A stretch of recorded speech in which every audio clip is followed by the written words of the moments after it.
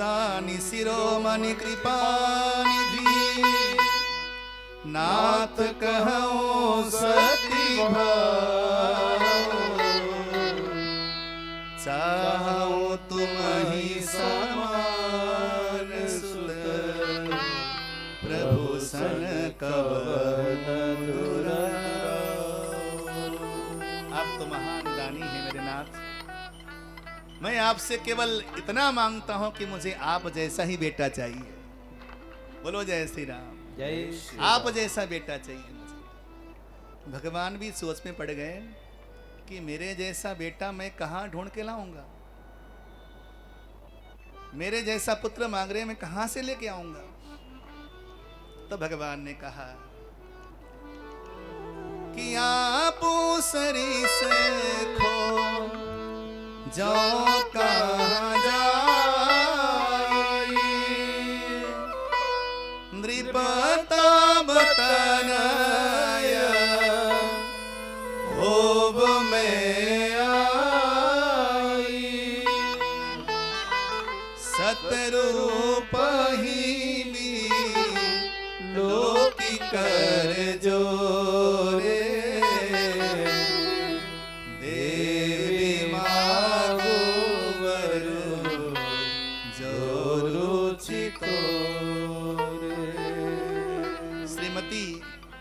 माता सतरूपा की ओर कहा, मनोज जी महाराज से कहा कि मैं अपने जैसा बेटा कहाँ ढूंढूंगा, मैं स्वयं ही तुम्हारा बेटा बनूंगा। मनोज जी महाराज अति प्रसन्न हो गए, आनंद आ गया। लेकिन वो देवी जिन्होंने अपने पति के साथ कदम ताल मिलाकर के तप किया है हजारों वर्षों तक, उन्हें क्या दूं? जाकर पूछा, माँ आपको क्या चाहिए? देखो सती नारी का सतीत्व, व्यवहार, विनम्रता, शालीनता यहां से झलकती है। बोले मैं क्या मांगूंगी, जो चतुर मेरे पति ने मांगा है ना, अब तो उससे बड़ी चीज मांगने का दम मेरे पास भी नहीं है। मैं आपकी मां बनूंगी, अपने कोख में आपको रखूंगी, अपना दूध आपको पिलाऊंगी, अपने गोदी में झुलाऊंगी, आंचल में रखूंगी और अपना सारा प्यार आपको लुटाऊंगी। मांगा उन्होंने, आनंद तो मैं लूंगी, अब उससे ज्यादा और क्या चाहिए। जो बारुनाथ चतुर नृप मांगा सोई कृपाल मोहि प्रिय लागा सो तुम जानहु अंतर्यामी पुरबहु मोर मनोरथ स्वामी। भगवान ने कहा, इस तन को त्याग कर अगले जन्म में महाराजा दशरथ बनेंगे आप, माता शत्रुपा माँ कौशल्या बनेंगी। मैं आपके घर में अपने व्यूह के साथ, अपने परिकर के साथ आऊंगा। इस प्रकार मनोज जी महाराज के अभिलाषा को पूर्ण करने के लिए भगवान ने वरदान दिया। भगवान के अवतार का एक हेतु ये भी है। एक बार भाव से बोलेंगे दोनों बाजू उठा करके, जय जय श्री राम। जय जय श्री राम। भगवान के अवतार का ये स्वागत है आपका।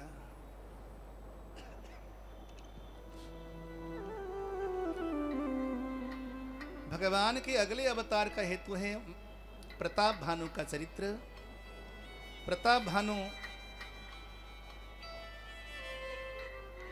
प्रताप भानु को ब्राह्मणों का श्राप मिला, वो भी एक भगवान के अवतार का हेतु हुआ।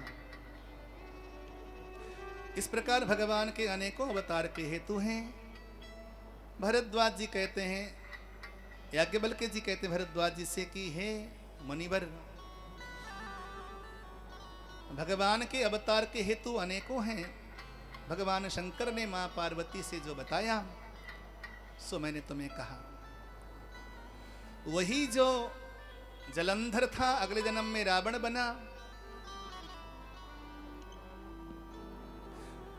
वही जो जय विजय थे वही रावण और कुंभकर्ण बने। विश्रवा मुनि के घर में कैकेसी नाम की माता के गर्भ से रावण और कुंभकर्ण का जन्म हुआ।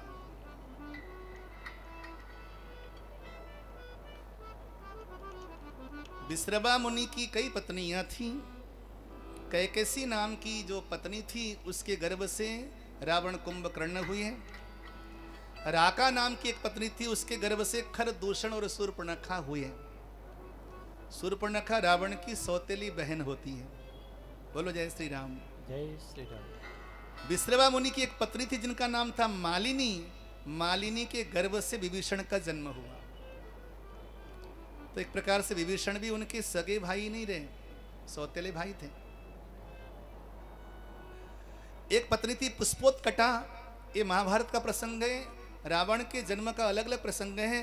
पुष्पोत्कटा नाम की एक पत्नी थी विश्रवा मुनि की, उनके गर्भ से रावण और कुंभकर्ण का जन्म हुआ। रावण और कुंभकर्ण दोनों सहोदर थे।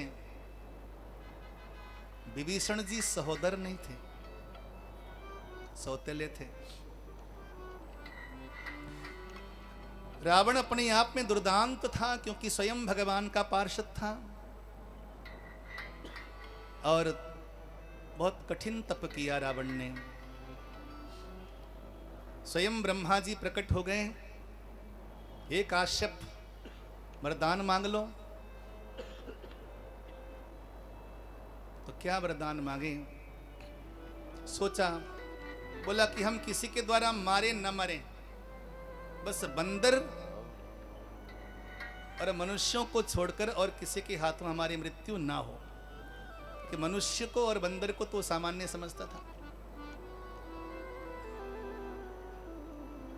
कुंभकर्ण के पास ब्रह्मा जी गए, पुत्र वरदान मांग लो।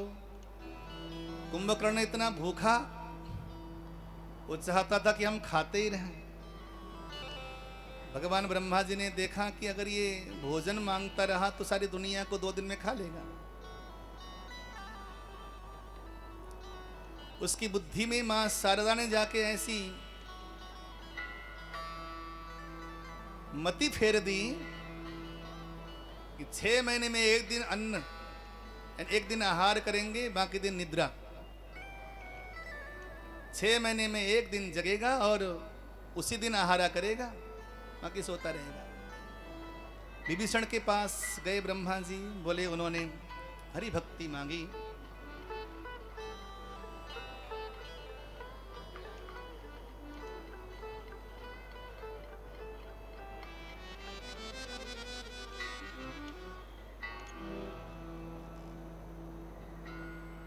और ब्रह्मा जी गए निज धाम में। इधर रावण आए। रावण ने आकर के चारों ओर खलबली मचा दी, सारी दुनिया को जीत लिया। मैं दानव की पुत्री जिसका नाम था मंदोदरी, उसके साथ रावण का विवाह हुआ। कुंभकर्ण का विवाह हुआ विरोचन की पौत्री वज्रज्वाला के साथ। और गंधर्वराज शैलूष की पुत्री शर्मा के साथ विभीषण का विवाह हुआ। रावण ने दिग दिगंत चारों ओर अधर्म ही अधर्म व्याप्त कर दिया। बड़ा वेदवादी था, वेदांत को जानता था, ज्ञानी था, ज्ञानी शिरोमणि था, ज्ञान की कोई कमी नहीं थी। एक सूत्र याद रखना, केवल ज्ञानी जो बनते हैं ना, ज्ञानी भटकते हैं। बोलो जय श्री राम। जय श्री राम। ज्ञान और भक्ति में ये अंतर है। ज्ञानी केवल थ्योरी जानता है, चीजों को समझता है, लेकिन भक्त प्रैक्टिकल होता है, व्यवहारिक होता है। जीवन में ज्ञान जितना अनिवार्य है उससे 100 गुना ज्यादा भक्ति अनिवार्य है। आज समाज में क्या हो रहा है जरा देखिए तो, चारों ओर जो पाप का प्रचार हो रहा है, चारों ओर पाप व्याप्त हो रहा है। इसके पीछे यही कारण है कि लोग ज्ञानी ज्यादा हो गए, विवेक शून्य हो गए और भगवान की भक्ति कोई करता नहीं। आज समाज में जितने पढ़े लिखे लोग हैं, अगर वो भक्ति के मार्ग में आ जाते हैं ना, दुनिया में दोबारा से स्वर्ग नहीं वैकुंठ उतर आएगा। बोलो जय श्री राम। जय श्री राम। आज आवश्यकता है विभीषण की तरह भक्त बनने की। रावण ज्ञानी है, विभीषण भक्त है। और मैं बता दूं, आजकल लोग विभीषण को बड़े ताने मारते हैं। वो लोग सुन ले जो विभीषण को गलत कहते हैं। विभीषण ने कोई गलत नहीं किया रावण के साथ। दुनिया में कुछ भी आख्यान बना दें, उल्टे सीधे कुछ भी मुहावरे बना दें, वो तो बन ही जाता है। दुनिया में क्या है, भेड़ चाल है। विभीषण ने कोई गलत नहीं किया रावण के साथ। 100 बार समझाया है रावण को। और सुनो, कथा पंडाल के भीतर बैठ करके भगवान का भजन करना तो बहुत आसान है। वृंदावन में जाकर राधे राधे कहना भी बहुत आसान है। अयोध्या में जाके राम जी को याद करना कोई कठिन नहीं है। और काशी में जाके विश्वनाथ को हर हर कहना कोई कठिन नहीं है। कठिन तो वहाँ है जहाँ पर चारों और अधर्मी लोग बैठे हों, अधर्मियों के बीच में सुबह शाम हिंसा होती हो, चोरी होती हो, बलात्कार होता हो। ऐसे पापियों के बीच में रह करके भी राम राम श्री राम जय जय राम कहना ये बहुत कठिन है। इसलिए विभीषण को महान भागवत कहा गया है। बोलो जय श्री राम। जय श्री राम। भजन करना, अगर आपके जीवन में अनुकूल वातावरण मिल जाए और आप भजन कर लो, कोई बहुत बड़ा पहाड़ नहीं उठा लिया आपने। माता जी भजनानंदी थी, दादाजी भजन करते थे, पिताजी ने हाथ पकड़ के भगवान के पास जाने का रास्ता तय कर दिया। आप भक्ति में रम गए, ये आसान काम है। घर के चारों ओर रावण घूम रहे हो, चारों ओर अत्याचारी और दुराचारी और पापी लोग बैठे हो, और आपके घर के बाहर तुलसी का बिरुवा हो, और आपके घर के बाहर राम राम के शब्द लिखें, और सुबह शाम भगवान का भजन करो। लंका में रहकर भजन करना ये बहुत बड़ी चुनौती है। और विभीषण ने ठोक कर भजन किया लंका में रहकर। चारों ओर पापी हैं तो पापियों को रहने दो, लेकिन भजन तब भी करूंगा। जीवन में जब प्रतिकूल परिस्थितियां हो, उस समय भी यदि आप माला फेरो तो जानो आपको आप भक्त हो। जीवन में चारों ओर परिस्थितियां हो, कोई ऐसा माहौल न हो आपके जीवन में भगवान का भजन करने का, फिर भी भजन करो तो आप भक्त हो। इसलिए महापुरुषों ने 12 महान भागवतों में विभीषण का नाम गिनाया। प्रहलाद, नारद, पराशर, पुंडरीक, व्यासांबरीश, शुक, सौनक, भीष्म, दाल्म्यान, रुक्मांग, गदार्जुन, विभीषणादीन पुण्यनिमान परम भागवतान स्मरामि। विभीषण को महान भागवत कहा, और ये सच है। रावण पापी है, ज्ञानी है, पढ़ा लिखा है, वेदों का ज्ञाता है, आचरण शून्य है। शास्त्रों में ये कभी नहीं कहा कि विभीषण पढ़ा लिखा है, विभीषण कोई वेदों का ज्ञाता है, ऐसा कुछ नहीं। लेकिन विभीषण महान भागवत है। तो जीवन में चीजों को जानना अलग बात है, चीजों को अपनाना अलग बात है। भगवान को जानना अलग बात है, और भगवान को भजना बिल्कुल अलग बात है। भगवान को भजो तो हर ज्ञान का सार मिल जाएगा। भगवान को न भजा तो कुछ भी पढ़ लिया, जान लिया, कुछ नहीं, धूल है वो सब।